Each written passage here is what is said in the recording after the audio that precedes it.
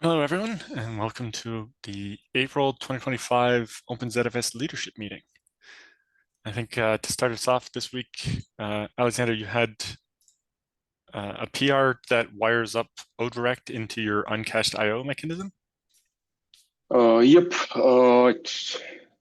Originally, uncached mechanism I implemented about a year ago, but it always That was the one that allowed prefetch to work even if primary cache was set to metadata, right?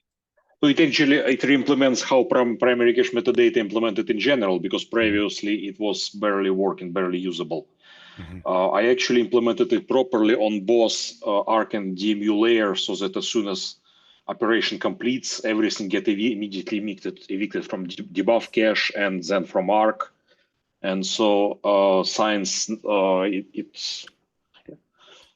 it know where when operation completes. It can also handle prefetch. Science it can leave it in a cache for some time and then either handle normal demand read and evict after, or just wait for timeout and evict a couple seconds later on timeout if prefetch was false. So, but it's always remained wired only to direct IO and nothing else. And my this patch actually tried to achieve two goals. First one was my long-term dream, science that time of uncached IO implementation, was to pull it up through the call chain up to the DMU layer, so that file system code could actually decide which operation should be cached, which should not be cached, which should be prefetched, which should not be prefetched. So most of patch in this PR is actually change of different APIs, adding flag arguments to them to pass that information down through the stack. That's why patch appeared somewhat big. It actually could be even bigger because a couple functions I didn't care about, I haven't touched. So that's one of the reasons I actually expected people to comment whether we want to change more, want to change less, where is the balance, just to not change it again sometime later again, not break APIs for anybody out of the tree potentially. But nobody commented on that. But surprisingly, Brian Atkins objected the other part of this patch achieved is that I was trying to avoid returning errors when somebody tries to use direct IO with misaligned buffers, which we found several cases in Linux, and that was pretty annoying. And considering those places for like, systemd extensions, it means that for everybody else it's supposedly working, while not for us, not for ZFS. And that's always painful to be the only doing things strict while everybody is relaxed. That's why I wired all those my patches, all those my flags that I just told I brought up to the DMU layer. I actually allowed misaligned requests to execute, but instead of executed as direct IO, which obviously they can't because of misaligned buffers, but they executed as uncached, which is the closest possible alternative. Yeah, it's basically what you meant instead of getting an enval. Yeah. Instead of enval previously, your option were only setting either direct equal to disabled or direct equal to always. Both of them allowed to handle misaligned IOs, but they also have different meaning. There was actually no way to just make it not error, but still respect to direct. While my patch actually makes it flexible switch between situation, and I also introduce a tunable to allow it to be strict if needed. Comments of Brian was that he would prefer default to be strict, by default return errors, but I think it's a bit counterproductive to return errors to random users, while developers, if they care, they could just turn it on and test their software. Yeah, does that almost make sense as one of the direct IO options on the data set is just direct IO and direct IO strict or something like that? Because I was thinking about that, but problems that current code strictly assert that property can be set only to 3 values. So unless we introduce feature flag, Yeah. we can't do that. I had some feeling we have some mechanism to for some compatible way to introduce new properties, but honestly, I Yes, I think have we did. Clara added something so that those enums could be written as a zap in the pool, so that it was less, crash the command line if you're running an older binary with a newer kernel and so on, where the length of those enums changed. no, in this case, it's even explicitly asserted. It would not be a complaint on a level of property. Property would be survive. I'm not sure what would it show, but problems that it would just crash on a pull import attempt on assertion. So maybe it's a bad idea to have that assertion. Maybe I should just remove it while there. But appeared Possibly, it's a list of my problems. yeah. So yeah, if anybody has any comments, as I've told, I have 2 open questions in this PR. The first question is about API, how badly we want to change it, or how significantly we want to change it. For the FS itself, it should not be a problem, but I guess it may be a problem for Luster, or I don't know what other consumers of those API somebody may have out of the tree. Is that first Yeah, I question, and guess second question, what to DMU. do about misaligned accesses?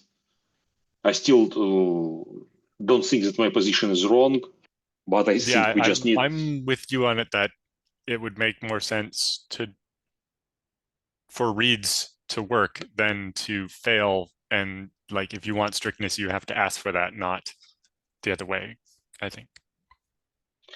Yeah, please, anybody who has strong opinion, please comment, so we could get to some decision. I tried to ping Brian Bechlendorf and others, and so far quiet. So we just we need either wider discussion with pro and cons or just majority decision, but it has to be decided some way. It's decided. Yep.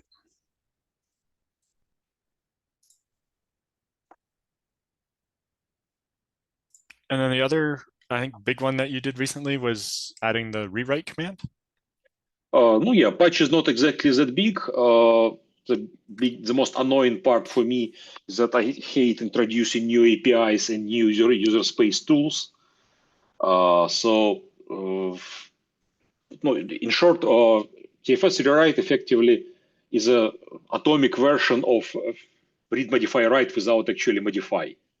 It introduces IOCTL that you can point on a file and tell rewrite this range of a file, which effectively just marks every block within that range as dirty and lets DFS rewrite it as is without changes. I was thinking originally, maybe I'm not just if it could be done on a lower layer than VFS on some DMU and who knows where, but then it would be impossible to properly lock it since data protected by range locks, which exist only on VFS layer. That's why I had to introduce new VFS layer IOCTL sent not through the DFS device, but through the actual file. And that way we can take proper range lock. We can find which blocks are holes, which are not. And then for those that are not holes, under the lock, mark them as dirty. So it should work under the load. I expect with even unmap with just any real situation, and don't corrupt the data, don't change them. Science effectively doesn't change anything, and it should not be a problem to mark buffer as dirty twice, thrice, or whatever. So I had to introduce new IOCTL science. I tried to look for alternatives, but I found that at least on Linux, at least 3 different file systems have similar IOCTL for purposes of defragmentation or who knows what. They use custom tools as for ext4, or in case of BTRFS, they have BTRFS defrag subcommand, which also uses custom IOCTL. Everybody uses custom IOCTL. There's no standard. That's why I had to add my own. the one problem on that front was that ZFS is not exactly have any unified subset of ioctls to use. It tries to mimic different files, different for different policy of different OSs using different IDs, trying to stay compatible, not duplicating things. That's kind of nice. But now when I needed to implement some ioctl that has no equivalent in any files in any OS, I had to practically choose random. I hope it won't conflict with anything, but that's, I guess, the weakest point of this patch. I think at this point it is ready for review, but somewhat maybe minimalistic. I originally thought of introducing several command line flags to not like do not rewrite blocks that are in snapshots, do not rewrite blocks that are cloned, maybe do not rewrite blocks that are in dedupe, and who knows what else. But after looking into that, thinking more, it would require to dive into block pointer flags to trying to map those to dataset properties, and it just feels like a layering violation. I may still want to do that at the end, but I haven't made myself. So if somebody have thoughts whether we really need those flags and whether we would want them immediately and which one exactly, I'm open to comments of that sort and generally for review. Yeah, I think the toughest one there is it easy to tell for each block if it's in a snapshot or not? For we need to find transaction group of the last snapshot and then look for the burst time of the file, right? The burst time of the block. Yeah, again, I don't know how big layering violation is to look for the last snapshot, but again, it feels all pretty rough after that point. Yeah. So that's why I haven't jumped into it. I see Tony has joined us, so I have a couple of your items on the list here. The first one, you have a fix for two different spares getting activated on the same replacing disk. Did you want to talk a little bit about that? Yeah, so this actually has come about a couple of times at our site where you have a disk that fails and then it gets resilvered to a spare. And then you go in and replace the failed disk with a new disk, and then the new disk fails and fails during the resilver. And then you get this weird condition where you have basically two spares attached to one VDEV. So this PR basically just stops that from happening. And I think it's almost done. I see Alex had a comment yesterday, and I think what he said makes sense. So I got to make that fix, and then it should be good to go. Great. Well, yeah, it's just mostly cosmetic issue, but I think it would be nice to follow the same pattern in the code. But other than that, I think, yeah, it's also almost ready. But I wonder what happened in that case from administrator point of view. What's expected recovery pattern? Sysadmin should somehow find that it needs intervention and manually remove failed device, or just idea of spare is generally to not require immediate attention. And in this case, obviously, it requires. I have no solution, just thinking that maybe it needs second thought. How maybe it could be done somehow. Yeah, when this happened, the workaround was to detach the second spare, and that seemed to make things happy again. But hopefully that won't be a problem going forward. In this case, you're not attaching second spare, but then we have one spare that is active. No, yeah, I think pool is redundant at that point, right? So we have spare that is full of data and have failed replacement drive, which admin can remove at any time, but it's not a problem. Yeah, once they replace that, the spare will work. What about the case where it's not D-RAID, so the spare is a physical disk, and it's the spare that is the disk that fails? Then we should still activate another spare, right? I think in this case, this PR handles specifically case when we have activated spares and started replacement, and then the replacement fails. But what if the spare is the thing that fails? Then we're already out of data. So. Right, but should it still activate another spare in that case? Oh, I see what you're saying. Yeah, this PR doesn't address that, and I didn't test that. Right, because in your case, you're looking at D-RAID, so you don't have physical spares. Well, for this PR, I tested with both physical spares and D-RAID, and you can get it in this condition either way. Mm-hmm. But what you're talking about is a different thing where like a disk fails and then the first spare is kicked in, and then that spare doesn't work for whatever reason. And then your question is like, does it kick in the next spare to try? And I don't know the answer to that. Okay. And that's a bit of a corner case, but we wouldn't want the new code to stop a spare from coming in where it would have before. Right, that's true. Okay. And then I think the other one you had was you have some new flags for zpool status. Oh yeah, this is the lockless zpool status. So right now, I think a lot of people looked at it, and then kind of the consensus was, let's change the flags from being like zpool status -- lockless to using environment variables. So that way, functionality is a little more hidden from the user, so they're not like eager to try this out. Because you really only want to use lockless zpool status in kind of like emergency situations where you want to see the pool status, but the pool's locked up. So yeah, right now, although the try-lock version is something that you probably want your monitoring system to use by default, right? Where it will try, and if it fails, it will just, after so many seconds, basically time out and exit, instead of, ending up with 1,000 zpool status processes piling up because your monitoring system runs one every 3 minutes.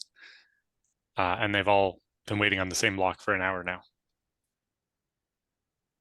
Yeah, that's true. If you have an automated script polling zpool status, it'd be good to try. The try-lock one would be nice to have as a command line flag. But I agree that, just do it anyway is probably not something that, that button should have a cover on it.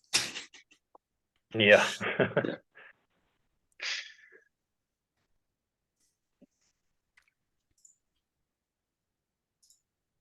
And then, Alan, you had a couple of recent pull requests. Is there anything in particular you want to talk about or get review on?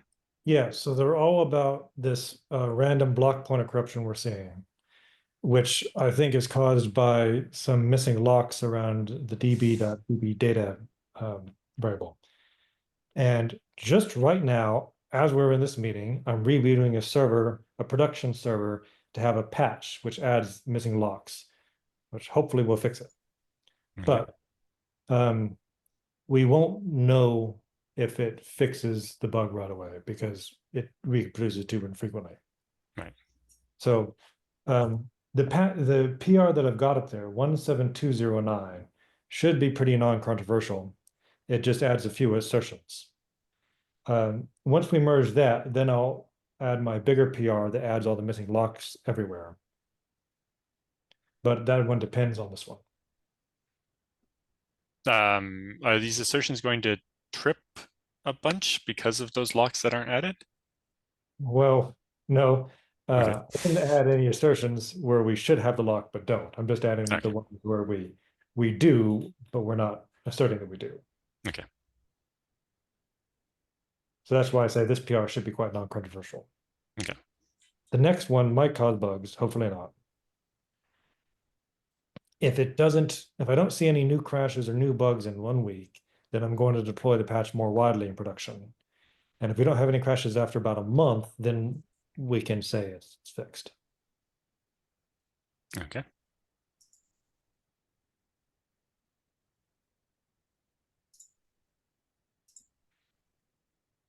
Sounds good. Did you have any other ones outstanding? I thought I saw something else the other day. Well, there's just one about removing some dead code and one about better handling for corrupt block pointers in ZDB. Mhm. I think Alexander Moten had some concerns about the ZDB, whether or not ZDB should exit with the exit status 1 when it detects corruption. At first, I thought it did, but when I read the code in more detail, I learned that actually it doesn't. It already can detect a few kinds of corruption, and it always exits at 0.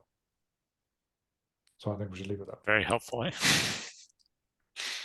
It does Yeah. report the corruption. It prints it, it just exits 0. Mhm. Which I guess tells you the command, the ZDB command was successful. It's just that your pool is crap. Yeah, I was just previously, as I commented there, ZDB previously asserted those and crashed it.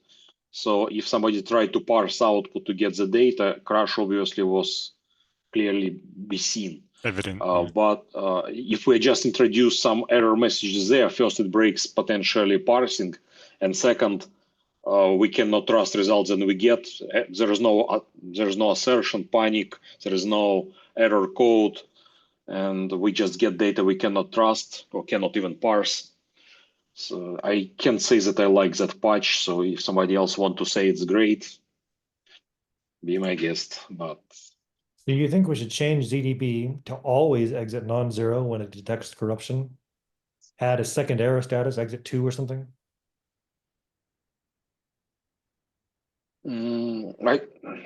I think in some cases it already does, and I think in CI we run ZDB to check for error status to report that pool is not sane. At least I think it reports some space leaks in that way through the error status.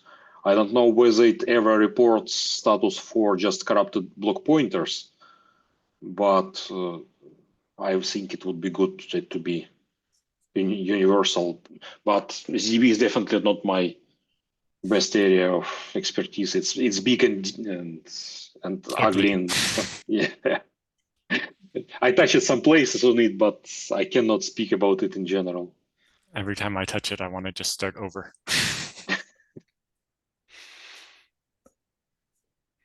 But yeah, I think at least having a unique error code for that case would be a minimum. I kind of agree with Alexander that because it crashed before, just printing, like, it doesn't even actually print the message to standard error, right? It's to standard out.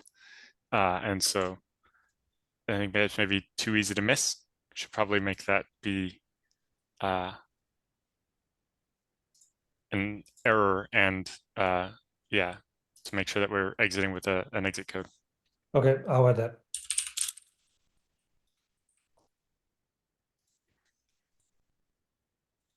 Okay.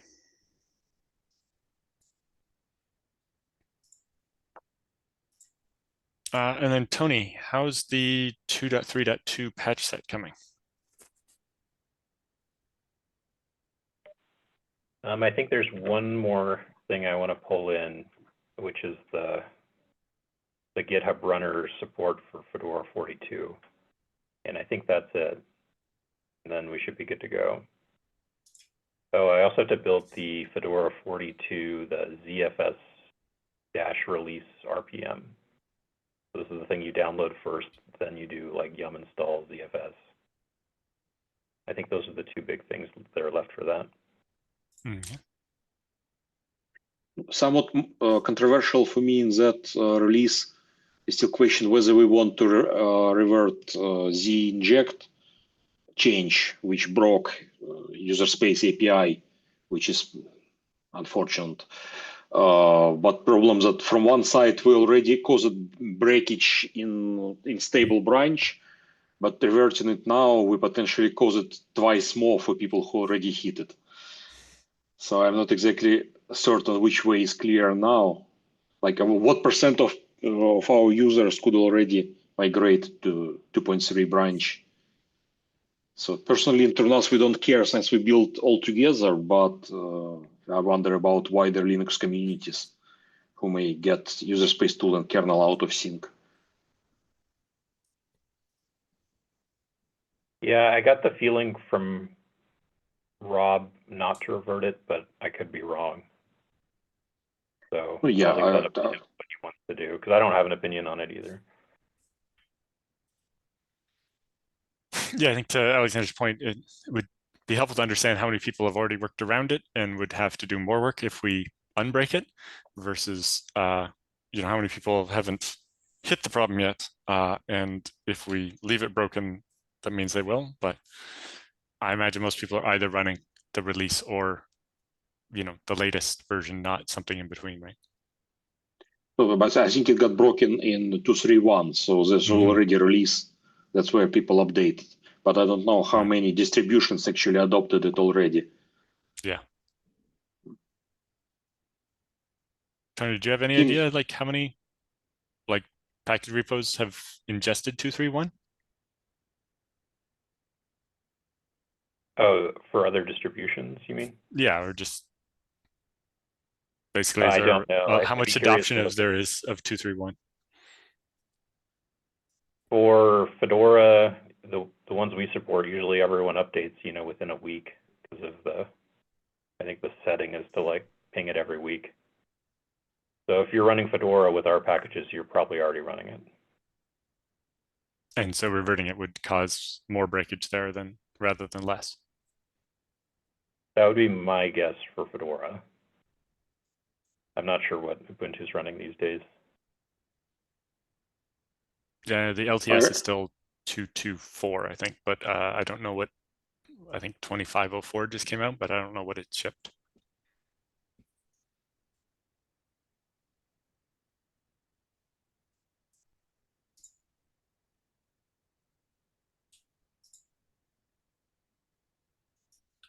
Other than that, we'd really like to see release out some point soon. Science, it changes number of things like the DMU flags that cause dependencies for other patches. So just to not, since we need to merge some patches into our own tree, into the 2.3 branch, we are depending on this PR to land to not redo work. Yeah, if there aren't any issues, I could see it coming in this week. Cool. Tony, do you know by chance how is interaction goes with Luster? What API does it actually use? Because just from one side that mentioned DMU flag, maybe big things from one side. From another, we earlier discussed my patch that introduces flags to a lot of DMU functions as part of wire or direct to uncached IO. That also changes a lot of functions. But what is the workflow of Luster integration or Luster building? Or it's completely. I don't know. I've kind of been out of the Luster world for a while. I think in general, they just kind of take what we have and silently work around whatever we do. But I'm kind of the wrong person to ask. Brian would know more.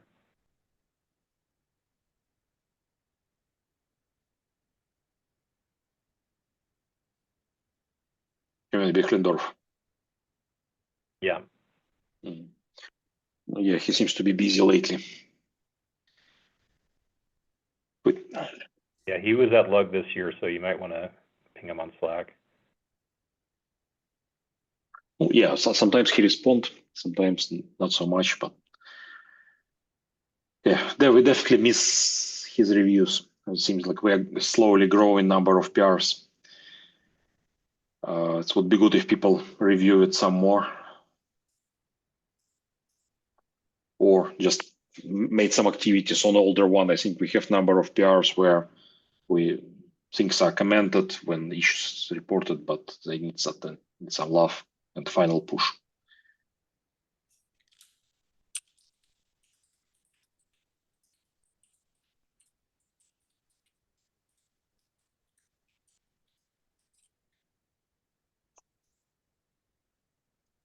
All right, were there any other topics that we wanted to hit on today? You added, I know, the eviction PR, but I don't know what's that about. This one's apparently a possible kind of deadlock that happens when an inode's trying to be evicted, but there's a sync write back that's still in progress. And so it sets a flag, and then the eviction can get into ZFS get data and kind of loop there forever because it can't grab the inode while it has the freeing flag set. So this is apparently fixes one or two issues and comes from Nutanix. It'd be good to get some more review on that. I have a feeling we had a couple more PRs somewhere also related to unmount and sync. Was it resolved there? It was mentioned some data loss even, which is weird. Yeah, I don't know about that one. And then, yeah, just in general, it looks like there, especially with the much newer Linux kernels, it looks like there might be something weird going on with the way they evict stuff being different than it was in older versions. I think we're currently chasing down a problem where a symlink can crash the kernel. Well, Symlinks haven't heard, but I think it was something about a map when something written before unmount somehow didn't get synced. But That sounds kind yeah. of related to this of, yeah, like the reclaiming the inode while there's dirty data doesn't always do the right thing by the look of it. I don't know if that's Linux changing up from under us again or what. But we will look more into that. Right. Was there any other topics?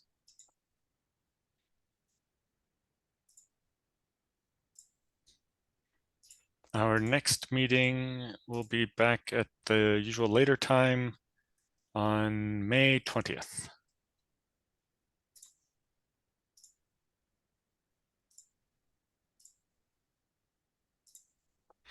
All right.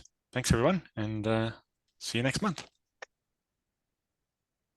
Thank you.